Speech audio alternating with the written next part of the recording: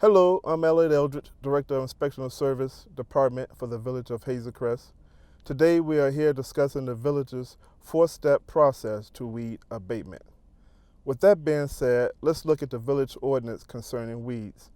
The village ordinance section 28-10 states that it's the duty of every owner of property in the village not to exceed weeds to grow beyond 8 inches from the ground. The Inspectional Service team responds to proactive and reactive code enforcement issues. The Inspectional Service team proactively surveys the different zones of the village weekly to see if there are any weed abatement problems. The Inspectional Service team reacts to service requests received in person or by phone or by the web. The village has a proactive and reactive response to code enforcement violations. Once the complaint is verified and documented, these are the following steps. Step 1, the code enforcement officer receives the request form from citizens in person or by phone or by the web.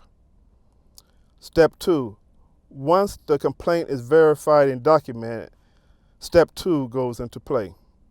The owner of the property is notified that there is a violation and is given 5 days to abate the problem.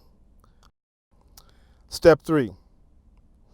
If the problem isn't abated, the village ordinance states that the village can go on to private property and cut the grass, invoice the property owner for the costs incurred. Step 4, if the invoice isn't paid, the village has the right to place a lien upon that property until the lien is paid.